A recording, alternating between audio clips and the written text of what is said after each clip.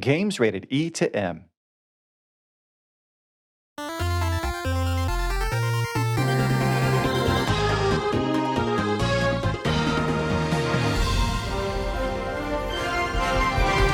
Welcome to Nintendo Power Podcast. This episode, we challenge each other in Nintendo Switch Sports and recommend other great Nintendo Switch games.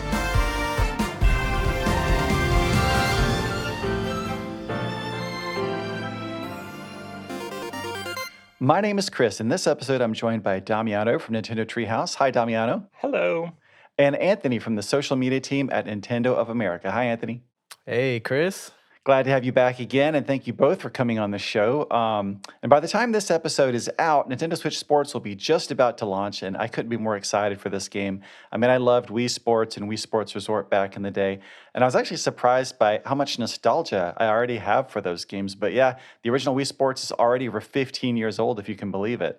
So, coming back to this kind of game with Nintendo Switch Sports really felt like a homecoming for me, and I didn't realize how much I'd missed it. So, let's talk about it. Are you guys ready to dig in? Sure. Yeah, super ready. Awesome. So what was really cool was we all had a chance before we're recording here today to actually play the game together recently. And Damiano, you really guided us through it since you've been playing the game and demoing it for people so much lately. So what's it been like spending so much time with the game and seeing people respond to it? Well, it's been a lot of fun, I have to say. It's been fun to play it myself, but I think that this is one of the games that is really the most fun when you experience it with other people. So the multiplayer aspect is a very important side of this game. And so it's just very interesting to see people interact and have fun and, get off the couch and move around playing these 6 different sports that are included in the game.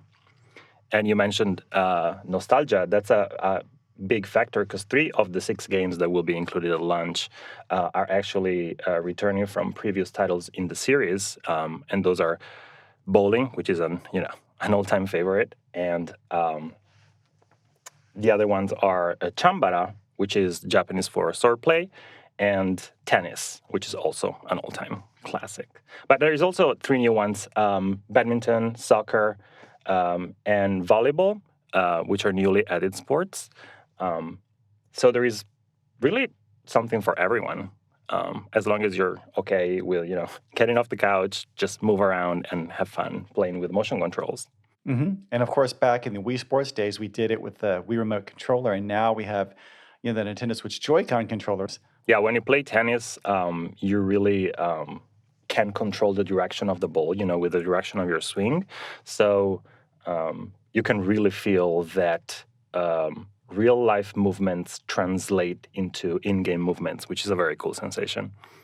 All right, so Anthony, I'm going to be evil and put you on the spot by asking, just based off what we played so far, which sport is your personal favorite? My personal favorite. So, I would say that probably Chambara so far has been my favorite, and only because it offers that similar level of kind of like secret strategy that you kind of got, when you started playing bowling in Wii Sports, where it was just like, you know how to like curve the ball, certain things to do. And Chamada is like, it's that, and then also kind of an extra layer on top, which is like, you need to sort of predict what your opponent's thinking, what your opponent's doing. And for fellow like fighting game players like myself, like that's, like you love that because it just adds that extra layer of strategy you can master and just have a ton of fun. So I would say that's my early favorite, but to be honest, like they're all like really fun, and I had a ton of fun with every game. So definitely looking forward to it. Yeah, Chambara was something that I believe, I remember the version that was in Wii Sports Resort, but playing it again here with the Joy-Con controllers, it felt really fresh. And also, you mentioned this, but the strategy is actually pretty simple, but it's surprisingly deep, especially when you're trying to anticipate what your opponent is going to do. Essentially, you're just holding a sword and you're either attacking vertically, horizontally, or diagonally. And then to counter that, if someone's attacking you, you want to be blocking in in a way that's parallel, or sorry, I guess perpendicular to their attack. So if they're attacking vertically, you want to be blocking horizontally. So just those controls, there's so much nuance to that. And then you add on top of that, you can each choose which kind of swords you want, like normal sword or I think, charged sword or even twin swords. Damiano, you tried to help us learn how to play that, and that was a little advanced for me personally at the time. That one took a little getting used to. Yeah, you're absolutely right, and it really and this is true for all six sports. But at the beginning, each one seems very. It is actually very easy, and just you can pick it up and you play it right away, even if you have never played it before. But then the more you play, the more you discover this added layer of strategy for each one of them, which is really interesting. And for Chambara, it's definitely a very an interesting mix of reading the opponent's actions and reacting to them really quick in a strategic way, as you were saying. Guarding at the right moment or attacking in the right direction at the right moment is very important. Plus, as you were mentioning, the additional styles, sword styles, charged sword and twin swords, add another layer because the two players can pick whichever they prefer, right? So I can play with twin swords and you can be playing against me with using charged sword. And that adds another layer of strategy and things that you need to pay attention to while you play. And it's a lot of fun. I really love twin swords is probably the style that I enjoy the most. I love the strike that you can perform when your fighting energy is charged up. It's so cool. Yeah, definitely. And then, of course, when you get splashed out into the water off the platform or someone splashes you, That moment. that's a pretty big moment. Yeah. Yeah, I think too, like, all of the from what I sort of experienced, like every style is super viable too. Like they just have different strategies. I mean, of course, your blocking and things and your swinging are kind of similar, but the fact that, yeah, twin swords, you have like a little bit, more room to kind of swing a little bit more. But then you have like Damiano was saying, like your charged sword, which adds another layer of you can get that super powerful strike in there. So yeah, I really loved the amount, like how simple it is, but also there's a nice amount of depth underneath the simplicity of it all. The game had a brief online test. I believe it was back in February, and I tried it out then. And Chambra was one of the sports I played a couple of times against people online. And one thing that's interesting is when both of you are just determined to wait the other one out and and block. And because, of course, if you block their attack, it staggers them and opens them to an easy counterattack. So it becomes a real mind game at that point. But if you wait too long, the timer starts to run out. It changes the dynamics of the fight. And Anthony, when we were fighting each other recently, we even got to the point where we had to go into like a kind of a sudden death round, right? Where Yeah. the platform really, most of it falls away and you're just standing on this tiny circle in the middle. So basically, whoever lands that first big hit is probably going to be the winner. Yeah, that was a really cool moment because I had no idea that was going to happen. And so I'm sure, folks listening will probably find that out when they get into like one of those like sudden death kind of rounds. But yeah, we were just like on this tiny little platform. We're kind of staring each other down. And there's just that moment like, I'm not going to swing first. You're going to swing first. Now, Damiano, like I said, you've been demoing this game for a lot of people, and I'm sure that in your mind, all the sports are kind of your babies. So I'm not going to ask you what your favorite is so far, or maybe I am. Let me ask it to you this way: if you were to pop it in right now, just based on your current mood, what's the sport you would start with? It's not the end of the day yet, so I'm not gonna go with Chambara. I'm probably gonna, because that's a very good way to, release your stress at the end of the day. It's a very Mhm. dynamic sport. I think it depends. If it's gonna be just me, it's probably gonna be maybe badminton or a soccer shootout. So badminton, I feel like it's this kind of hidden gem in among the six sports. It's another one that it's really easy to pick up. I've seen people that have never played even motion control video games before, and they just get it, from the very first moment. But then it builds up to that moment when you realize that there is a little bit of strategy to it too. So it really pulls you in the game when you get to that point. And it's also very dynamic. It's very fast paced. It's quite different from tennis, so it's one that I really enjoy playing.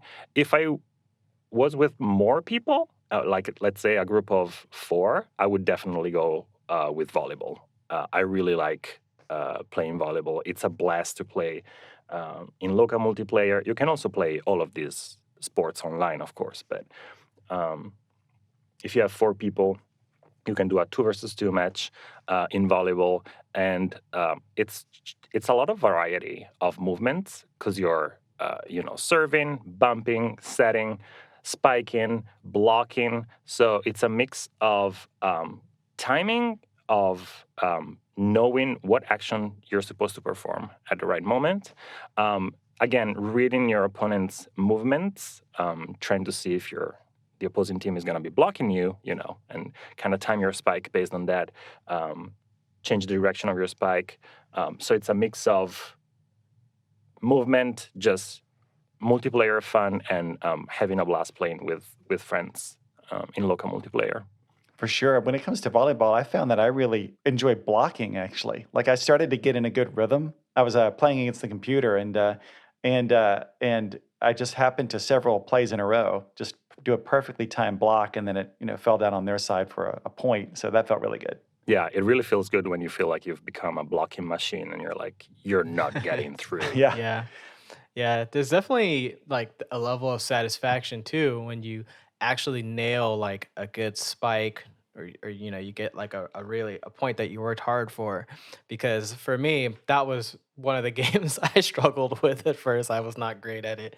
But as we played more, I was getting much better and like, you kind of learn the right timing and like how to block properly and everything. But it's one of those games where I feel like once you get the hang of it, it's definitely like one of the most satisfying. I absolutely agree. And as you were saying, Anthony, that satisfaction of nailing a supercharged spike. So you perform all 3 actions, bumping, setting, and spiking at the right moment, and it's that super strong and powerful spike that gets to the point. It's really great. It's really satisfying. Yeah, the sports mates even like, they'll dive and things like that. It makes it like that much more exciting. So yeah, that's gonna be definitely. I feel like that one too also has like a fair amount of strategy. Like, I mean, as do all the games. It's really great that like you can jump into all of them, but then you like to master the game fully. It's probably a lot of playtime or a lot of like kind of practice you have to do there. But I'm sure it'll be fun for those people that like to be super competitive. Yeah, it's that right mix of, casual multiplayer fun if you just want to have fun, one night with your friends and family, or if you want to bring it to a more competitive level. There's definitely that aspect in this game too. So if you play online in random matchmaking, for example, and you keep winning, you'll be able to access the pro leagues. So you can really bring your competitive spirit Yes. there.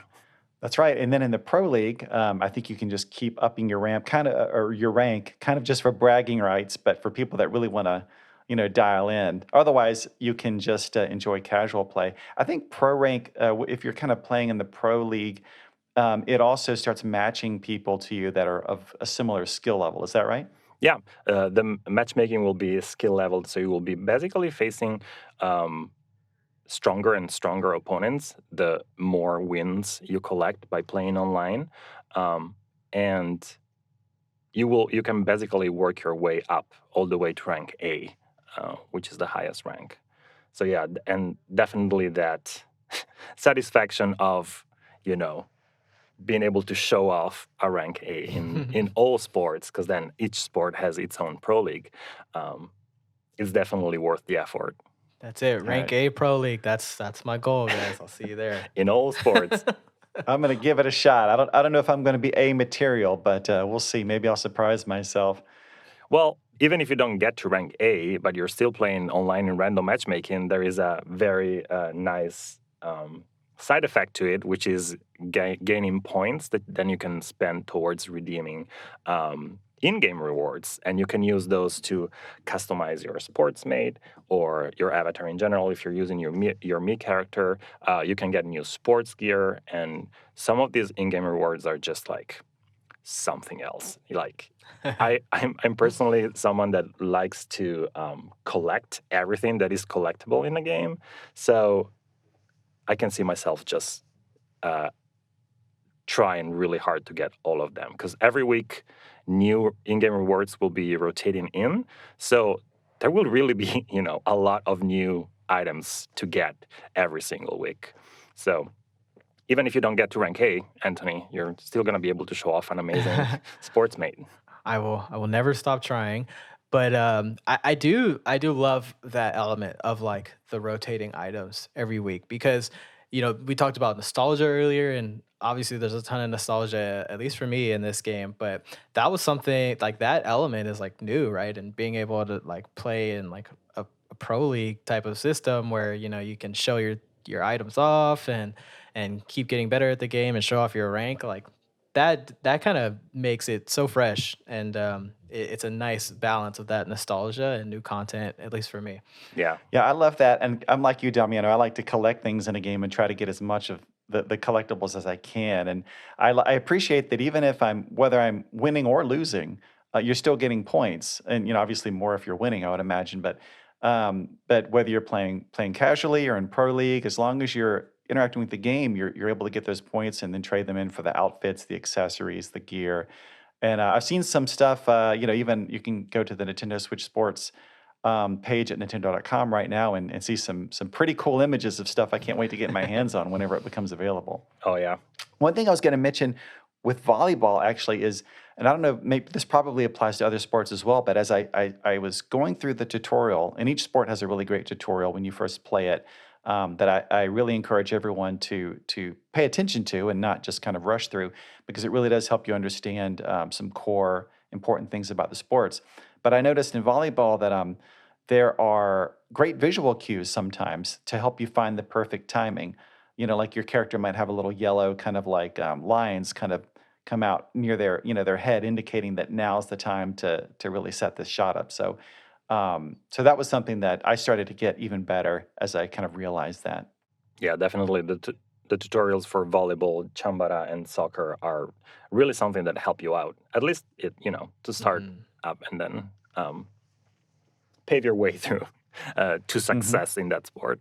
And then if I had to pick a early favorite that hasn't been mentioned yet, I was honestly surprised by how much I was enjoying soccer. Yeah. Because nothing against, soccer is the most, or football, I should probably say, in most parts of the world, is the most popular sport worldwide. But I've just personally never been that into it. But I really enjoy soccer video games sometimes, and I was really enjoying this. You have that giant soccer ball, which kind of makes it fun, and especially if you're playing with multiple players on your team, like we kind of experienced. It's fun just trying to, push that ball down the field.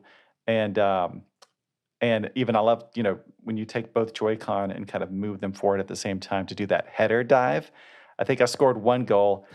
I think upon replay, it seemed like maybe the other player kicked it into their own goal. But in the moment, it felt like I had done the header right into the goal, and that felt great. Give yourself credit for that goal. That was all you.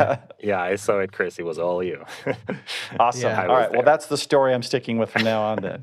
But yeah, no, you're absolutely right. Soccer is a lot of fun, and it's another one of those sports that offers a lot of variety because it has 4 different rule sets. So you can play a shootout using the leg strap accessory, which I really like because it really gives you the sensation that you're playing soccer because you're actually kicking, moving your legs and kicking.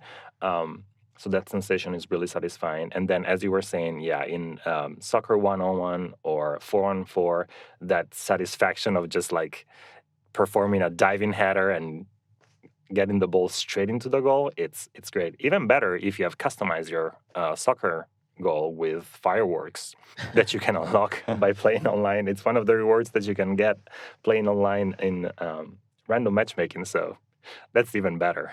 Yeah, I want to mix that with, after you score the goal, your character automatically kind of runs with his arms out, Yep. like he's celebrating. That's great.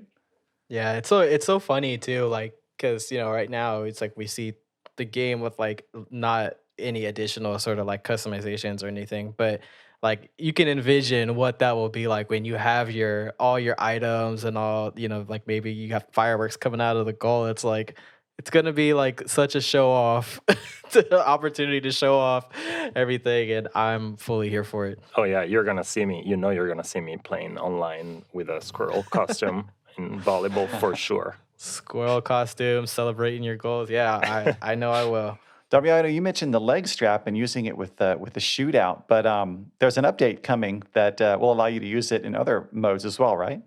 That's right.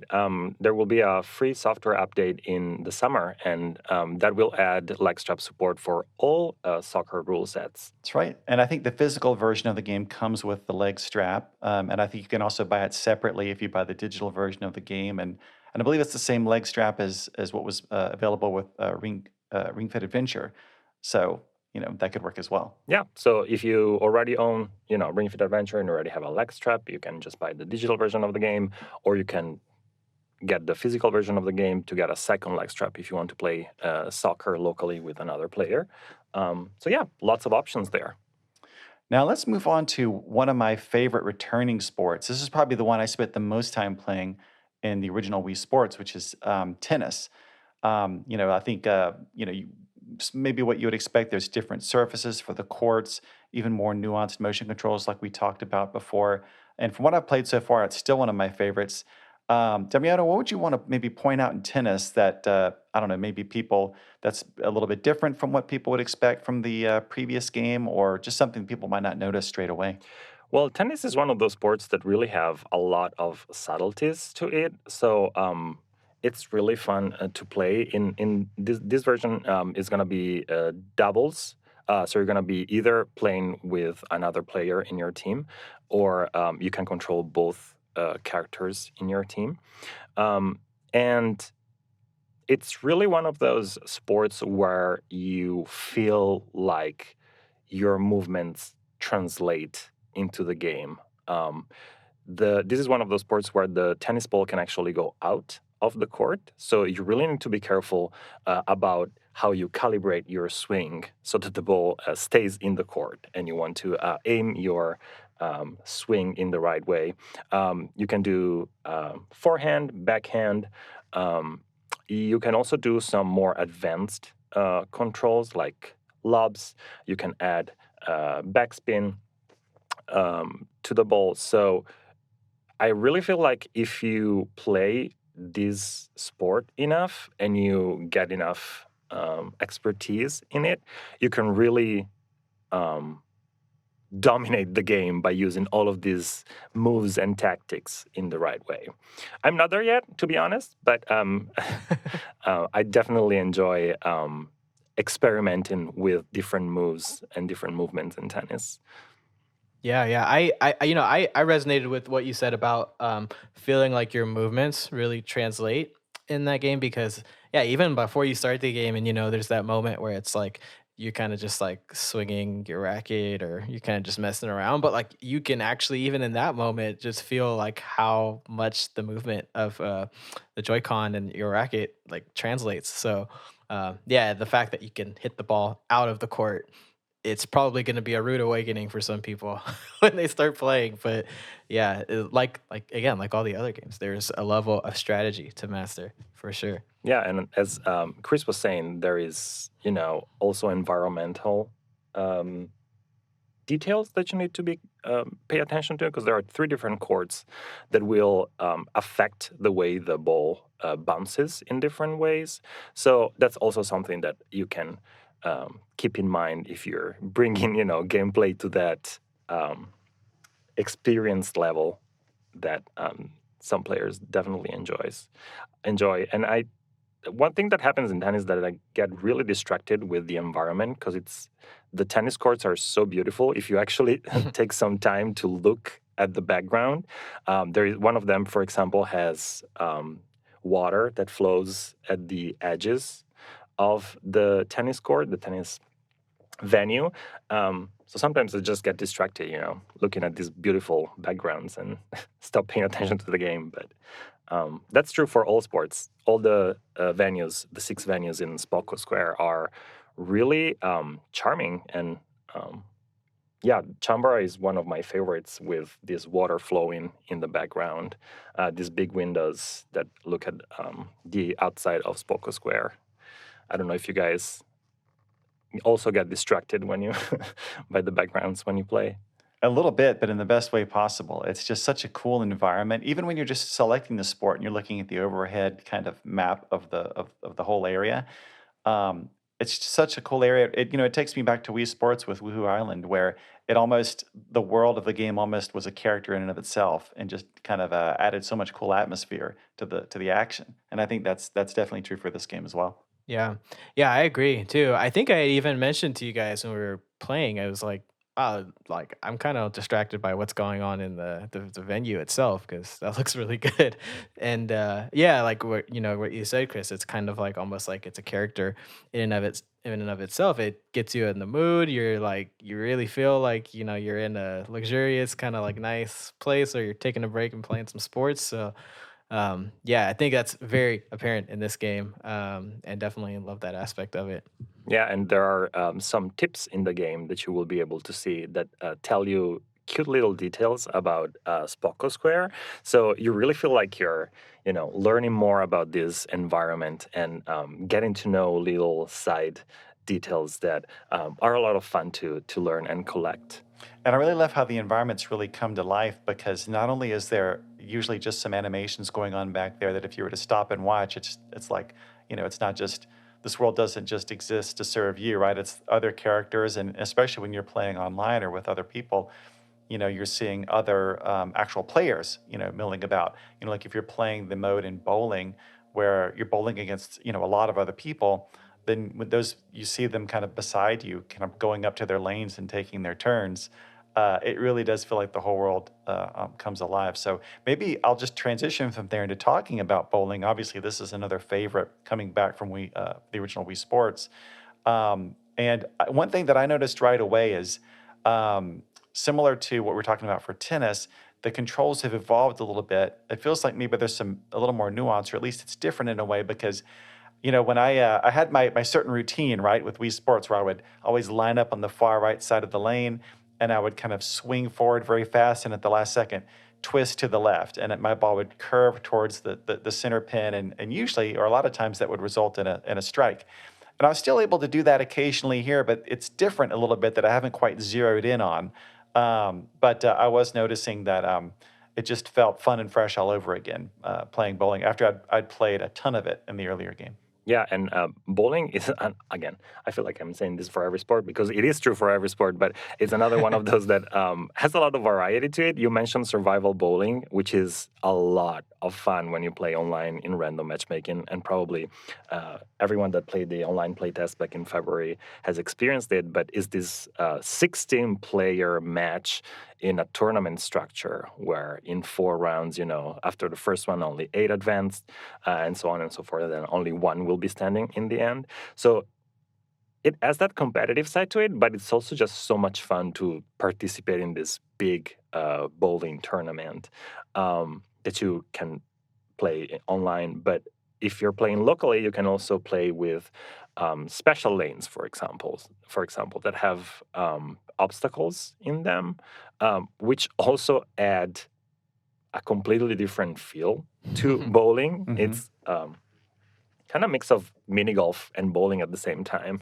You never know what's gonna appear on your lane, and you kind of have to strategize to go around it or on top of it. So that's also another layer of novelty and new feeling to the bowling that you might be used to. Yeah, bowling is one of those games for me where it's either it's either a very good game or a very bad one. And so I need to be like in a zone and adding some of those obstacles on there, that was super tricky for me, but super fun too because it's like everyone else is also dealing with them and if you are like typically a pretty good bowler, you might struggle a little bit. So yeah, it's bowling. I feel like I need to be in the zone, but it's a classic, a favorite for sure. Yeah, it's also fun to see how people approach those obstacles in different ways and how they kind of analyze the situation. And you can see them like looking at it, zooming in to be able to understand what's happening on the lane. It's a lot of fun to play with other people as well. I know, it almost adds like a puzzle element to those types of that mode in particular, where you might say, okay, well, it dips down and the lane dips down and comes back up. Maybe there's a conveyor belt and a gap in the middle, like a little bridge to get over the gap, or there's just an obstacle you have to go around. So you find yourself thinking, well, I'll line up on the left aim diagonally to the right, but then I'll curve my throw back around to the left. And when you finally put those pieces together and you actually get a good result, it's so satisfying. Yeah, I definitely agree. And something else I really like about bowling is that you can, in this version of bowling, you can play all together simultaneously. So the fact that I don't have to wait for everybody else to go, it's really appealing to me because I just don't like to wait in general as a person. So I really like that that you can choose to do that if you want in this version. Yeah, it's a really good one to just pick up and play quickly. So we've talked pretty much in depth about most of the sports, but one we only touched on, I thought we'd come back to is badminton. And Damiano, you mentioned that there are some differences between this and tennis that maybe people might not be as aware of, when they first take a look at it. And one of the things that you pointed out to us when we were all together playing was how you can kind of tire the other opponent out. So could you talk a little bit more about that and about what makes badminton kind of unique and special? Absolutely. And that's actually, yeah, one of the aspects that I really appreciate about badminton. First of all, it's a one versus one sport. So that's a big difference with tennis because tennis, it's, as we were mentioning, it's double. So it's two characters in each team. And this also makes it, very dynamic, very fast paced. But there is also a slight difference in the moves. You can also perform a drop shot in badminton, for example. And as you were saying, if you skillfully mix all the motions that you can perform in badminton, so forehand, backhand, drop shot, smash shot, you will be able to have your opponent run around their half of the court, and as it would happen in real life, you would get really tired by doing that, right? If you can pull that off, you can tire out your opponent, and they will be more likely to give you to perform a wobbly shuttlecock, a wobbly hit that you can counter with a super strong smash. So that's the added level of strategy that you can really enjoy in badminton. And I really like to get to that point when you can see that the opponent on screen is just kind of running around, and you feel like they're about to just drop on the floor because they're too tired, and then you can smash that shuttlecock into the other half of the court, and that's really, really rewarding. Yeah, my advice to people who will be playing is do not, and relative to the other games you'll be playing on Nintendo Switch Sports, is do not underestimate the value of your stamina because that is a different element in badminton that you probably won't experience as much in the other ones, but it's critical to winning. Absolutely. Yeah, I was learning that after you kind of taught me about that. I paid more attention as I played against the CPU later on and was able to use that strategy. Also kind of working them from one side of the court to the other and, closer to the net, further away from the net.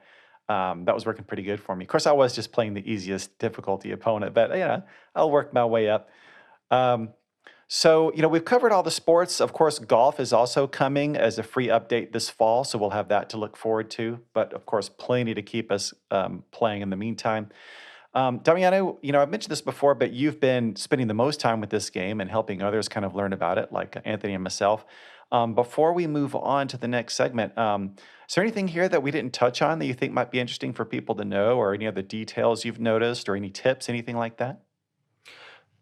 Well, I think that we covered a lot of the game, but Hmm. yeah, I just think that this is going to be um, a game that can be enjoyed at many different levels, and a lot of the fun will be coming from the multiplayer experience, whether it's local and you're playing in your living room with friends and family, you're having a Nintendo Switch Sports game night. Um, or if you prefer to bring the friendly competition online to play with friends. So that's also, you know, something to explore. You can play, for example, if you're playing online with friends, you can play bowling with up to 8-player total. You can play soccer 4-on-4 with 8-player total. Um, or if you want to play online in random matchmaking. Um, and by doing that, you'll be able to get to the Pro League if you're a competitive player, or just enjoy all the in-game rewards that you can get every week. Something that we haven't mentioned, and I think it's going to be a lot of fun, is that two-player can play on the same system and connect online to team up against opponents online, which I think will be a lot of fun if you have a partner or a sister or a brother or a friend and you want to just like take on other opponents near and far. I feel like that will be a lot of fun. Absolutely. It fits in very well with the whole team sports dynamic, I think. Yeah. Yeah, totally.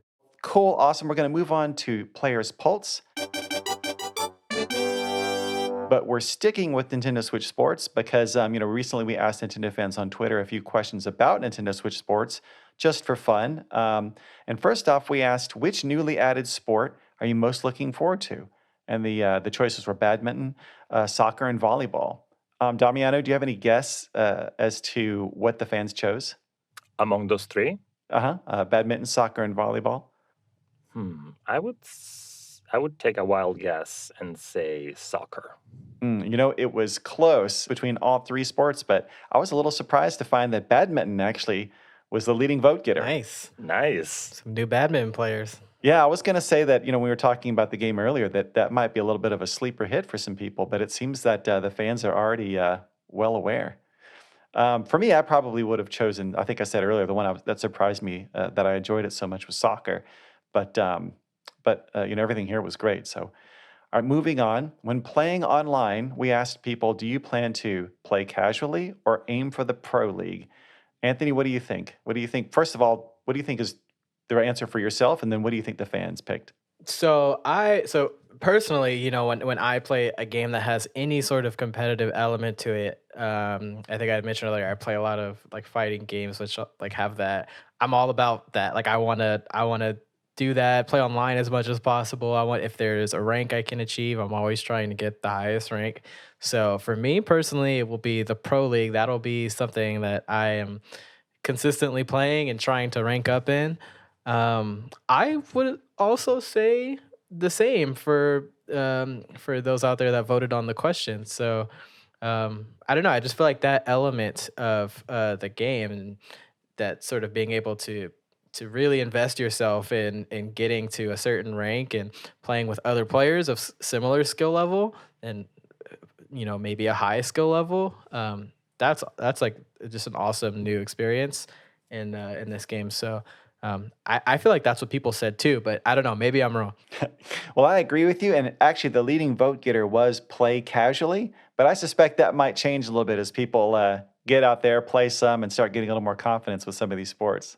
Well, yeah, and then that's the great thing about, a game like Nintendo Switch Sports is that like everybody can play the way they want to play. If you want to play with your friends, family, that is obviously an amazing way to play. It's what a lot of us have nostalgia of doing. But then there's also sort of that online play for maybe a newer audience, maybe people who didn't play with friends as family as much. But you could do both. So yeah, I do love that part about this game. Yeah, absolutely. It's always good to have more options. All right, now I'm going to ask you both the same last question that we asked the fans, which is which style do you plan to use for your avatar? Classic me character or the new sports mate? Damiano, what do you plan to use? And I guess there's no rule saying you can't switch back and forth, but if you had to choose right now. That's a great question. I think I will go with the sports mate. I like how enthusiastic, happy, and just positive and colorful they are. I feel like they really just kind of communicate that enthusiasm to you as well. I love to see them, as Anthony was saying, just dive around and perform all these moves that I would never be able to perform in the real world if I was playing real sports. Yeah, and just their reactions are so cute, both when they win and when they lose. I just feel they're very, contagious in their enthusiasm and positivity. Definitely. Anthony, how about you? Yeah, I'm not gonna say both, even though I will, have both in my back pocket, ready to play. I think initially, I like it just due to my nostalgia. I'm inclined to want to play with my Mii character. It's just such a staple. Like the Hmm. look and the way you personalized it. But that being said, I really like a lot of the elements about the sports meet, being able to add some of those cool customizations you might get from playing with the in-game rewards and things like that, and sort of have a just a kind of a new look in the game. So I'll probably I want to play with a new character, but I'm gonna give a sports meet a try when I boot the game up officially. Yeah, if I had to choose now, I'm really digging the look and the whole kind of feel of the new Sportsmate. Something about it is, it adds to kind of the freshness of the experience. But having said that, I really enjoyed using my me and creating me's for, my whole family back when we played the older games. So I'll probably try that at some point as well. Um, the fans actually chose at this point the me character. Maybe I think, again, due in large part to that nostalgia that I think a lot of us are feeling for Wii Sports. But very interesting to see once we get online and we're playing against people, how often we see either style. That'll be cool. Just another way to kind of express yourself when you're playing online. All right, now moving on to Nintendo Power Game Club. I asked each of you to recommend a game that you've been enjoying and to tell us a little bit about it.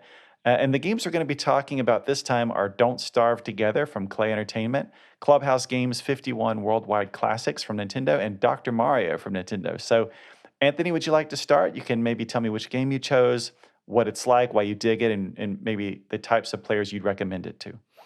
Yeah, so I chose Don't Starve Together, and this is a game that recently released on Nintendo Switch, and it had been available. There's Don't Starve Together, and then there's the original Don't Starve. But Don't Starve Together, you can play, with a friend, family, and basically, for those that don't know, the genre of the game, it's like a survival, almost like horror. I mean, there is definitely a horror elements to the game, but the style of the art style of the game is very kind of like almost like graphic novelty type of art style where everything's kind of like almost fun in tone, but you're also being like chased by these huge monsters and ghosts and stuff like that. So there is sort of that like panic that sets in. But essentially, you start the game in a map on a map, and in this case with a friend.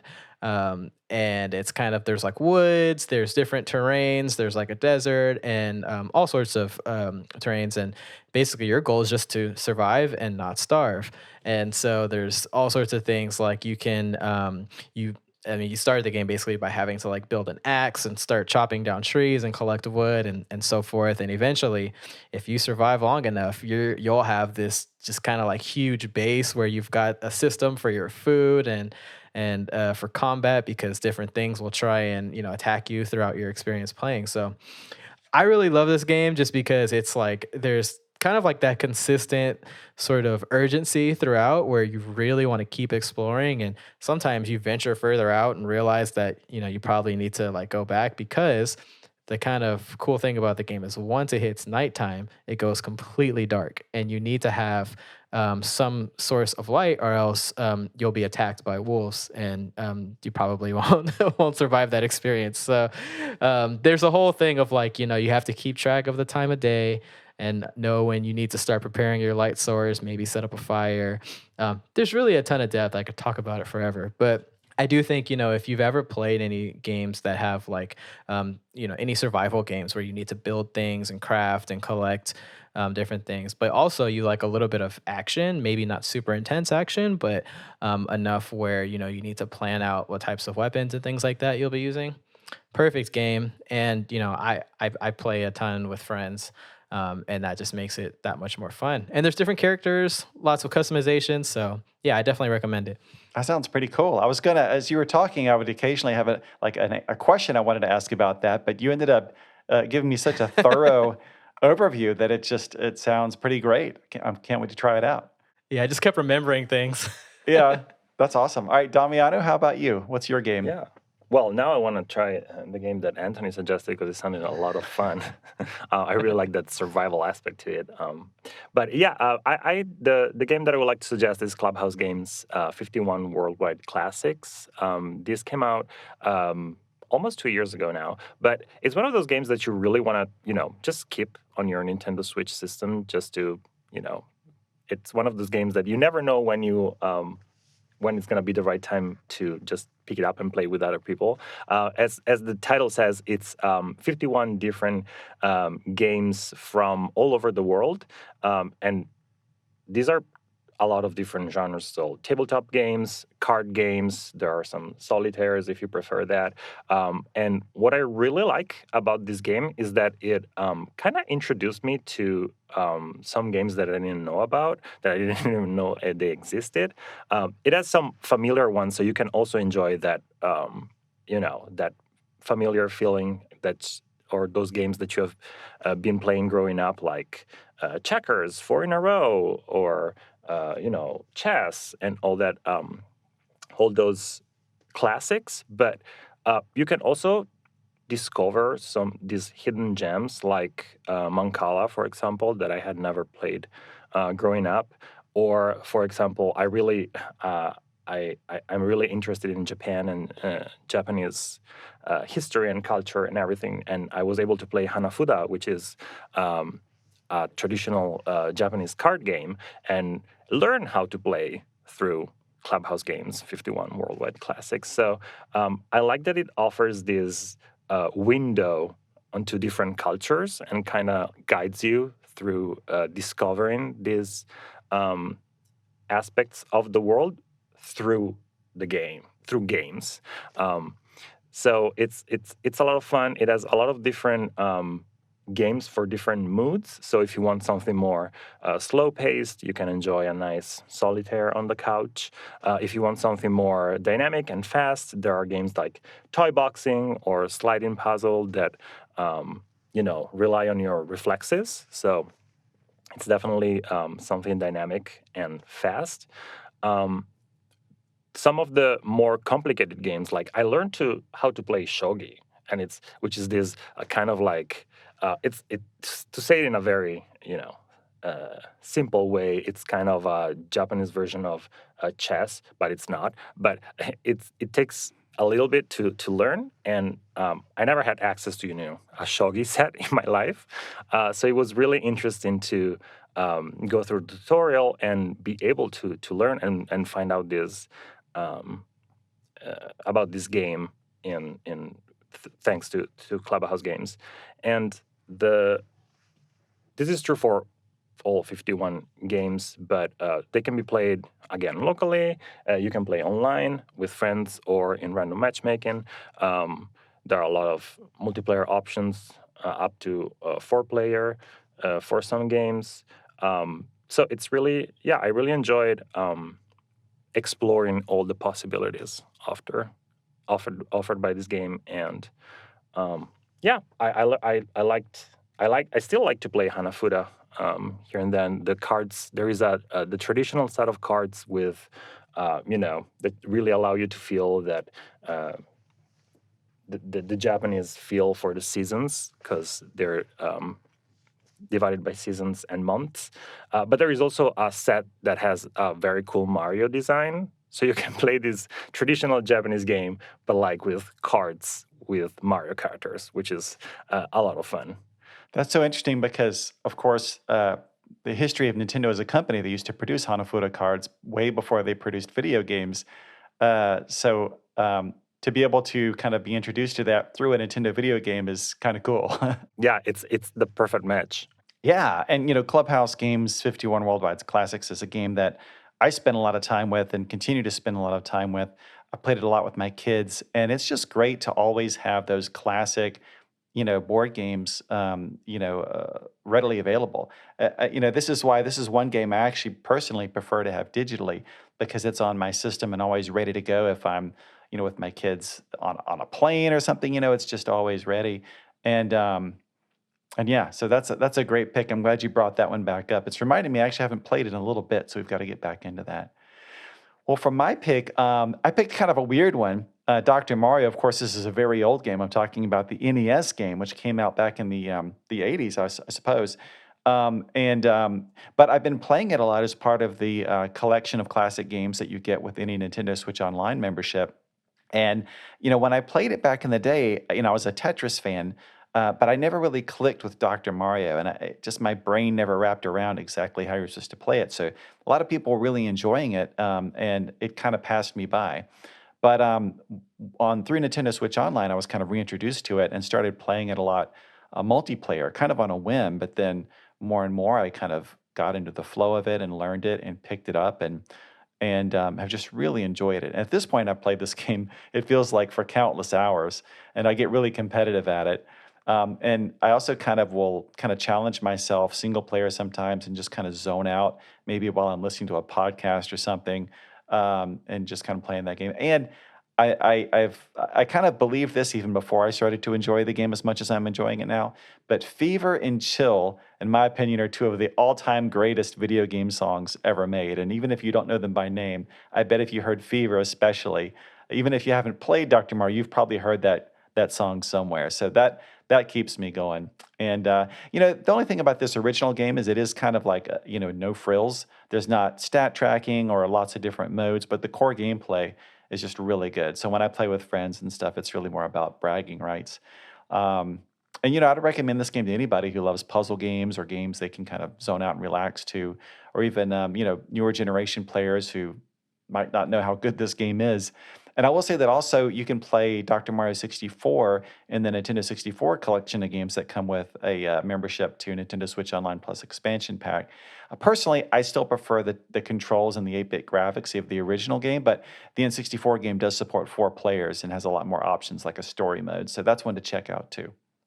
So I think we got 3 cool games here that people can try if they haven't already, or maybe go back to if it's been a while since they enjoyed them. So with that, we will move on to the Warp Zone quiz. So as always, I'll give you guys clues to help you identify 3 games that came out 10, 20, and 30 years ago. All of these games came out during the month of April. So you guys ready to team up and see if you can tackle these? We will try. I'm really glad that we're playing on the same team, Anthony, and it's not a competition. Exactly. It is a team sport.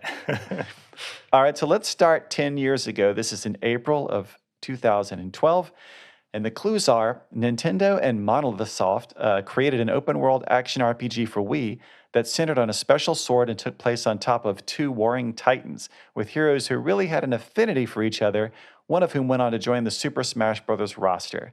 I know you guys got to know this one, at least you, Anthony, as much as you played Super Smash Bros. Ultimate. I do know this one. Should I say it, Damiano? Yeah, you can go ahead and say it. Oh, okay. It's Xenoblade Chronicles. Right. Yeah, and this game has had versions that have released since then on new Nintendo 3DS and Nintendo Switch.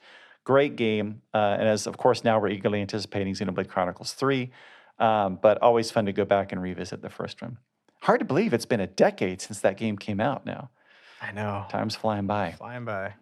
So 20 years ago, in April of 2002, the clues are Capcom remade a modern classic for Nintendo GameCube that mixed polygonal characters with highly detailed pre-rendered backgrounds to chilling effect and kept players on their toes with jump scares like dogs smashing through a window. Any guesses? I think I know it. You're rocking this, Anthony. It's the Resident Evil remake.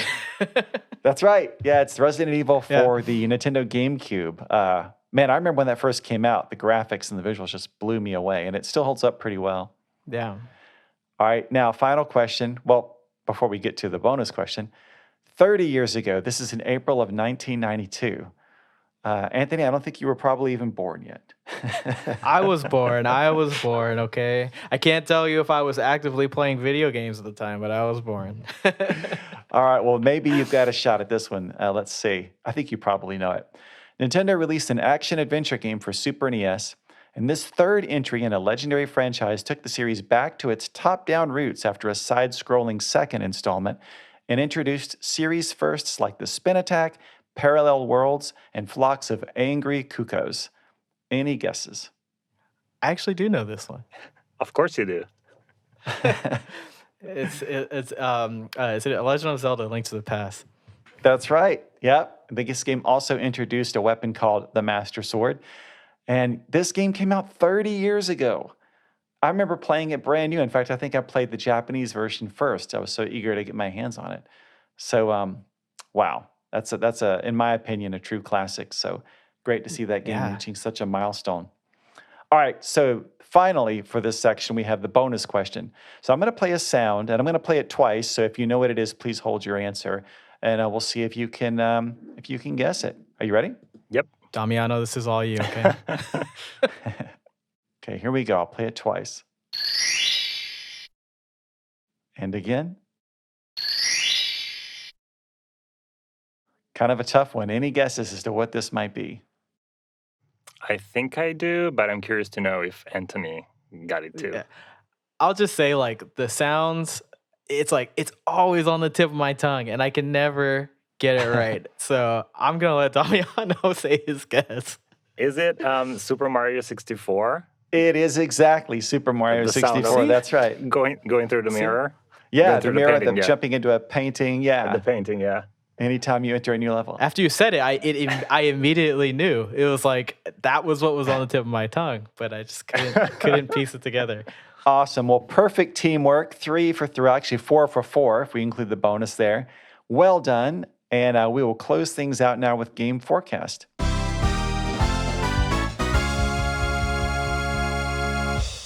So before we go, we're going to take a quick look at some of the Nintendo Switch games that released recently or are coming soon. I'll just read through the full list, and then we can maybe comment on a couple at the end.